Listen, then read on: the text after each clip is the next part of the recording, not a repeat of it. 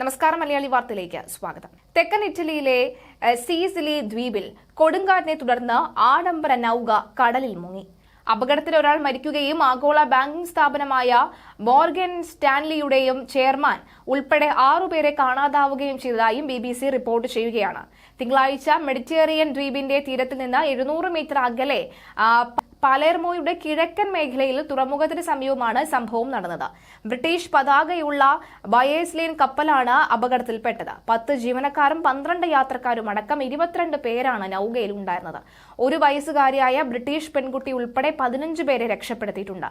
കാണാതായവരിൽ Clifford chance അഭിഭാഷകൻ Chris മോർവില്ലോ, UK tech വ്യവസായി mic Lynch, മകൾ ഹന്ന എന്നിവരും ഉൾപ്പെടുന്നതായാണ് വിവരം.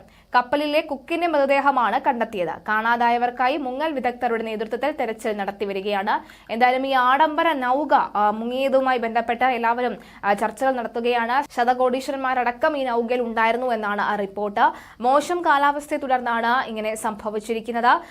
കൊടുങ്കാറ്റിനെ തുടർന്ന് ഉണ്ടായ ഉലച്ചിലാണ് ഈ കപ്പൽ പൂർണ്ണമായും കടലിലേക്ക് മുങ്ങിയത്. തിങ്കളാഴ്ചയാണ് മെഡിറ്ററേനിയൻ ദ്വീപിന്റെ തീരത്ത് 700 മീറ്റർ അകലെ ഈ ഒരു സംഭവം നടന്നിരിക്കുന്നത്. 10 ജീവനക്കാരും 12 യാത്രക്കാരും അടക്കം 22 പേരാണ് നൌകയിൽ ഉണ്ടായിരുന്നത്. 1 വയസ്സുകാരി രക്ഷിച്ചിട്ടുണ്ട്. 1 വയസ്സുകാരി ഉൾപ്പെടെ 15 പേരെ ഏതായാലും രക്ഷപ്പെടുത്തിയ വാർത്ത വരികയാണ്. കാണാതായവർക്കായുള്ള തെരച്ചിൽ ശക്തമായി തന്നെ നടക്കുകയാണ്. മുങ്ങൽ വിദഗ്ധർ അടക്കമുള്ളവരെത്തി പരിശോധന ശക്തമാക്കിയിരിക്കുകയാണ്.